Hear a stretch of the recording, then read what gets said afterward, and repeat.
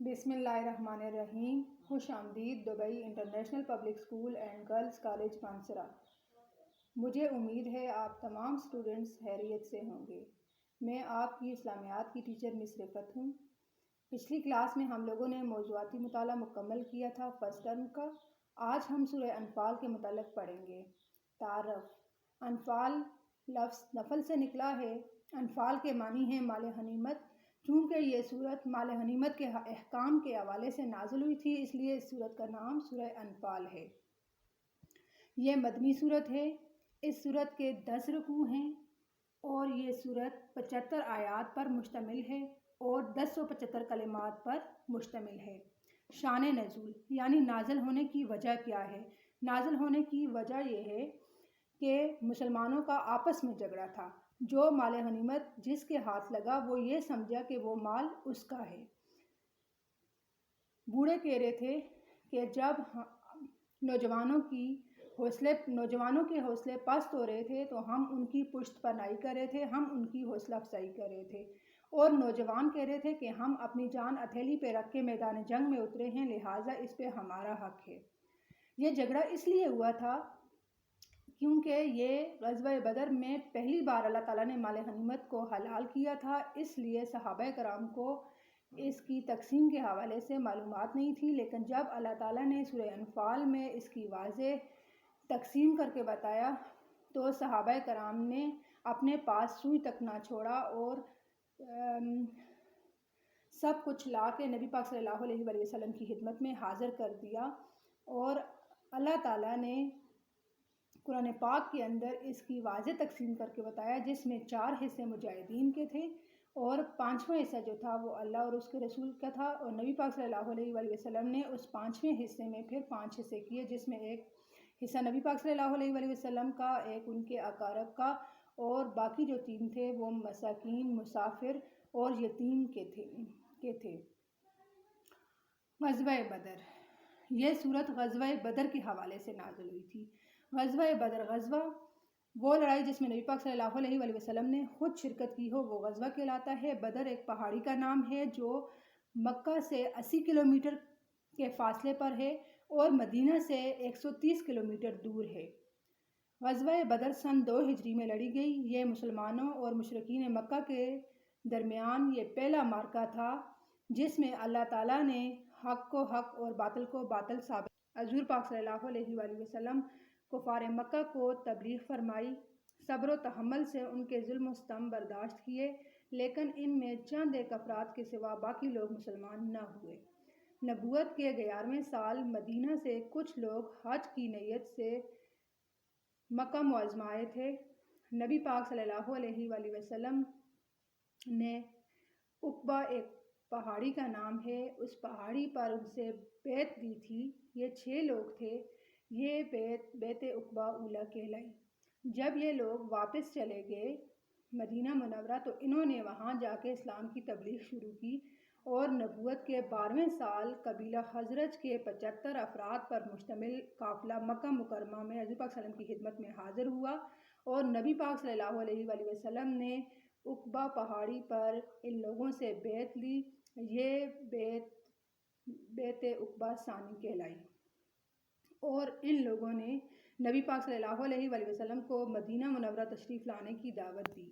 نبی پاک صلی اللہ علیہ وآلہ وسلم نے مسلمانوں کو مدینہ جانے کا حکم دے دیا اور خود اللہ تعالیٰ کے حکم کے منتظر ہو گئے۔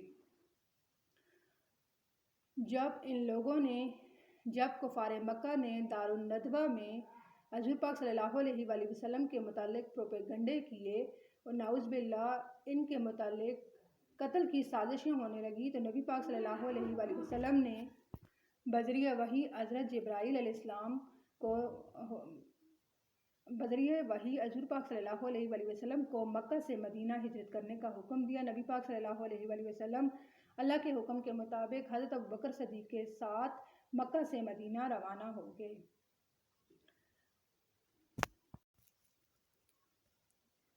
وہاں کے 2 بڑے قبیلوں اوس و خزرج میں بڑی تیزی سے اسلام کی روشنی پھیلی۔ یہ وہ 2 قبیلے تھے جن کی لڑائی ایک پانی پہ ہوئی تھی اور یہ لڑائی تقریباً 40 سال تک جاری رہی اور پھر اللہ کے حکم کے مطابق اور نبی پاک صلی اللہ علیہ وآلہ وسلم کی کوششوں سے اسلام کی وجہ سے یہ لوگ آپس میں بائی بائی بن گئے اور تھوڑی ہی مدت میں مسلمانوں کی ایک مضبوط جماعت مارز وجود میں آئی۔ نبی پاک صلی اللہ علیہ وآلہ وسلم نے مہاجرین اور انصار میں رشتہ اخوت قائم کر دیا۔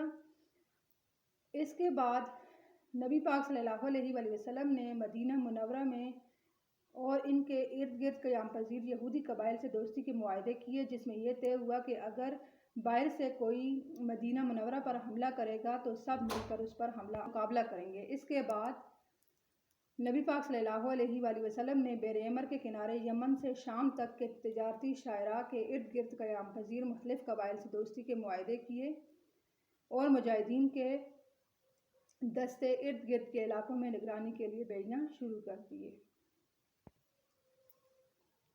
سن 2 ہجری میں ماہ شعبان میں ابو سفیان کا ایک تجارتی قافلہ شام سے مکہ کی جانب لوٹ رہا تھا۔ اس میں 50,000 اشرفیوں کی مالیت کا سامان تھا۔ اللہ تعالیٰ نے نبی پاک صلی اللہ علیہ وآلہ وسلم کو ان کے تعاقب کرنے کا حکم دیا۔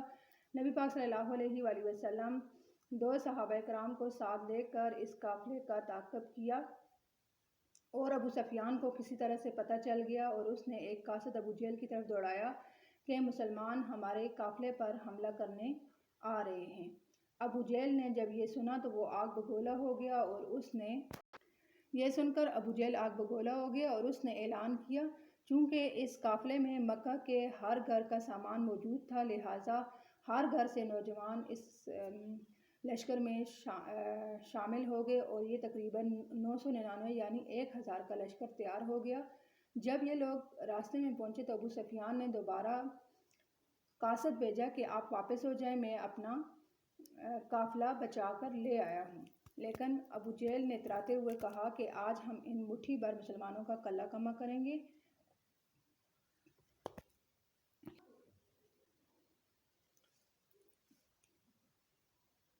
لیکن اللہ تعالیٰ نے اس غزوے میں یہ مسلمانوں کی فرشتوں کے ذریعے مدد کر کے یہ ثابت کر دیا کہ اللہ تعالیٰ حق کا ساتھ دینے والے ہیں اور باطل کو مٹانے والے ہیں، اور یہ لوگ تعداد میں زیادہ ہونے کے باوجود اللہ تعالیٰ نے ان کو شکست دی اور مسلمانوں کی کم تعداد ہونے کے باوجود اللہ تعالیٰ نے ان کو فتح نصیب فرمائی۔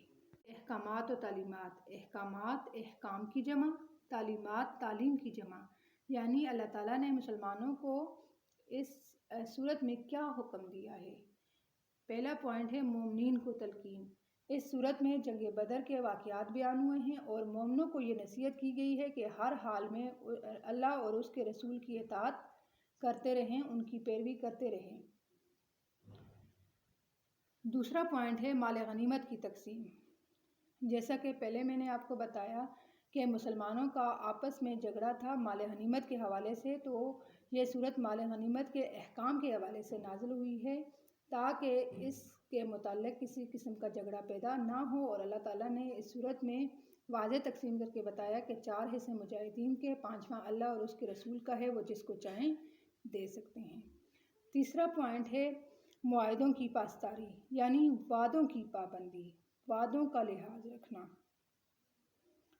صلح و جنگ کے متعلق معاہدوں کی پابندی کا بھی حکم فرمایا گیا ہے۔ سورت کے آخری حصے میں اللہ تعالیٰ نے صحابہ کرام کی شان بھی بیان کی تاکہ آئندہ آنے والے مسلمان ان کے اسوہ حسنہ پر عمل پیرا ہو کر دین اسلام کی خدمت کر سکیں۔ اللہ تعالیٰ خود بھی قرآن پاک کے اندر فرماتے ہیں ان اللہ لا یخلف المیعاد، بے شک اللہ وعدہ خلافی نہیں کرتا۔ ان العہد کان مسئولا، بے شک وعدوں کے بارے میں پوچھا جائے گا۔ تو اللہ تعالیٰ نے سورہ انفال میں وعدوں کی پابندی کے بارے میں فرمایا کہ جو وعدہ کریں اس کو پورا کرنا آپ پر لازم ہے۔ نمبر 4 حق وراثت، یعنی وراثت کا حق۔ وراثت کس کو کہتے ہیں؟ وراثت کہتے ہیں میراث ترکہ، وہ مال جو مردہ اپنے اہل و عیال کے لیے چھوڑ کے جاتا ہے وہ وراثت کہلاتا ہے۔ اس سورت کی آخری آیات میں نسبی رشتہ داروں کو حق وراثت عطا ہوا۔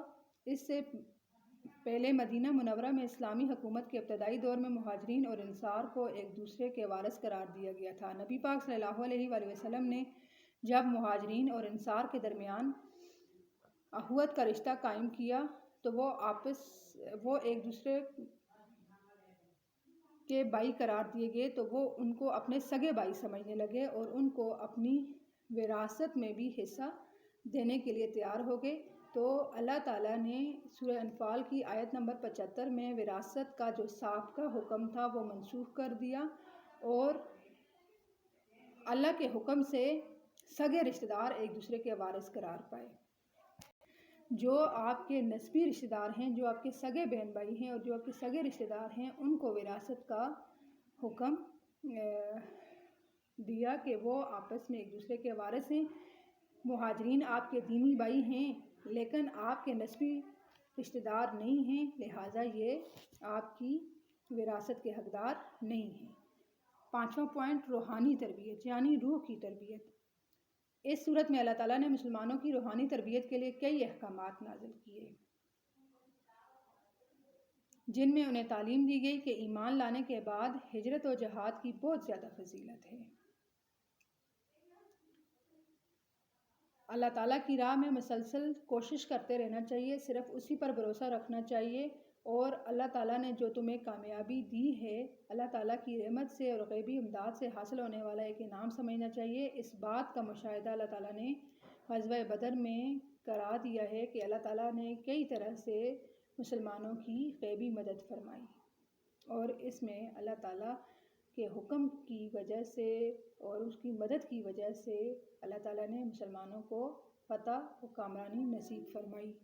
بسم اللہ الرحمن الرحیم۔ خوش آمدید Dubai international public school and girls college Mansehra. مضمون اسلامیات جماعت نہم۔ میں آپ کی اسلامیات کی ٹیچر مس رفت ہوں۔ آج ہم سورہ انفال کا پہلا رکوع یعنی آیات نمبر 1 تا 10 کی ایکسرسائز کو دیکھیں گے۔ سوال نمبر 1، اس سبق میں مومنوں کی کیا صفات بیان کی گئی ہیں؟ جواب، فرسٹ آف آل ہمارے پاس آ رہا ہے ان کے دل اللہ کے ذکر سے ڈر جاتے ہیں۔ انما المؤمنون الذین اذا ذکر اللہ وجلت قلوبہم۔ مومن تو وہ ہیں کہ جب خدا کا ذکر کیا جاتا ہے تو ان کے دل ڈر جاتے ہیں، یعنی جب ان کے سامنے اللہ کا ذکر اور تذکرہ کیا جاتا ہے، اللہ کے نام کی عظمت پر ایمان کی وجہ سے ان کے دل ڈر جاتے ہیں، یعنی ان کے دلوں میں خوف خدا کی صفت موجود ہے۔ دوسرا پوائنٹ، اللہ تعالیٰ کی آیات سے ان کا ایمان بڑھ جاتا ہے۔ وَإِذَا تُلِيَتْ عَلَيْهِمْ آيَاتُهُ زَادَتْهُمْ إِيمَانًا۔ جب ان کے سامنے اللہ کی آیتیں پڑھ کر سنائی جاتی ہیں تو ان کا ایمان بڑھ جاتا ہے، یعنی جب بھی کوئی حکم الہی ان کے سامنے آتا ہے تو وہ اس کی تصدیق کر کے اپنا سر اطاعت جھکا دیتے ہیں، اس سے ان کے دلوں کو تسکین ملتی ہے اور ان کے ایمان میں اضافہ ہوتا ہے، اور قوت ایمانی میں مزید اضافہ ہو جاتا ہے، اور وہ اللہ تعالیٰ کی اطاعت پر مزید آمادہ ہو جاتے ہیں۔ نمبر 3، وہ اللہ پر بھروسہ کرتے ہیں۔ وَعَلَى اللَّهِ وَعَلَى رَبِّهِمْ يَتَوَكَّلُونَ، یعنی وہ اپنے رب پر بھروسہ رکھتے ہیں، اور وہ مومن اپنے تمام کام اللہ تعالیٰ ہی کے سپرد کر دیتے ہیں، نہ اللہ کے سوا کسی پر امید رکھتے ہیں اور نہ اللہ کے سوا کسی سے خوف کھاتے ہیں۔ نمبر 4، نماز قائم کرتے ہیں۔ نمبر 4، نماز قائم کرتے ہیں۔ الذین یقیمون الصلاۃ ومما رزقناہم ینفقون، اور وہ جو نماز پڑھتے ہیں اور جو مال ہم نے ان کو دیا ان میں سے نیک کاموں میں خرچ کرتے ہیں۔ مومنین نمازوں کو ان کے پورے آداب کے ساتھ ادا کرتے ہیں اور اسے پابندی وقت سے قائم کرتے ہیں۔ نمبر 5، اللہ تعالیٰ کی راہ میں خرچ کرتے ہیں۔ وہ اللہ نے جو رزق یعنی مال و دولت اور صلاحیت انہیں دی ہیں اللہ کے راستے میں خرچ کرتے ہیں۔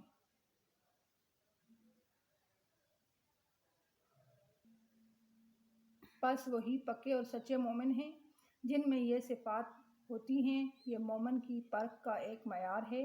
حسن بصری رحمۃ اللہ سے ایک شخص نے دریافت کیا، یعنی پوچھا کہ آپ مومن ہیں؟ تو انہوں نے جواب دیا اگر تیرا یہ سوال ہے کہ میرا ایمان اللہ تعالیٰ پر، اللہ کے فرشتوں پر، کتابوں پر، رسولوں پر، جنت دوزخ پر، حشر پر یعنی آخرت پر ہے یا نہیں، تو میں یقیناً مومن ہوں، یعنی میرا ان چیزوں پر ایمان ہے۔ اور اگر تو یہ کہتا ہے کہ میں اس آیت یعنی انما المؤمنون الذین اذا ذکر اللہ وجلت قلوبہم اس کا مصداق ہوں، یعنی اس معیار پر پورا اترتا ہوں یا نہیں، تو مجھے نہیں معلوم کہ میں ایسے لوگوں میں ہوں یا نہیں۔ یہ بچوں آج ہمارے پاس پہلا کویسچن تھا مومنوں کی صفات۔ تو مومنوں کی یہ 5 صفات ہیں جو کہ ہم نے ابھی ڈسکس کی ہیں۔ سوال نمبر 2 ہے 2 گروہوں سے کیا مراد ہے؟ 2 گروہوں سے مراد تجارتی قافلہ اور لشکر کفار ہے۔ پہلا گروہ تجارتی قافلہ، دوسرا گروہ لشکر کفار۔ پہلا گروہ تجارتی قافلہ۔ جنگ بدر کے موقع پر مدینہ کے مسلمانوں کو کفار کے 2 گروہوں سے مقابلے کا امکان تھا۔ ایک قافلہ وہ تھا جو مکہ کے قریش کا سامان تجارت ملک شام میں فروخت کر کے آ رہا تھا۔ قریش انہیں جتنا منافع ہوا تھا مکہ جا کر اس سے جنگی ہتھیار خرید کر مدینہ کے مسلمانوں پر حملے کا پروگرام بنا رہے تھے۔ کہتے ہیں اس میں 50,000 اشرفیوں کا منافع تھا جو مسلمانوں کے خلاف استعمال ہونے والا تھا۔ اس قافلے کی قیادت ابو سفیان کر رہا تھا۔ یہ دوسرا گروہ وہ تھا جس کی قیادت ابو جہل کر رہا تھا جو ہتھیاروں سے لیس ہو کر مدینہ پر حملہ آور ہونے آ رہا تھا۔ ابو سفیان نے اسے واپس ہونے کے لیے بلایا لیکن ابو جہل نہ مانا اور 1,000 لشکر کے ساتھ میدان بدر پہنچا۔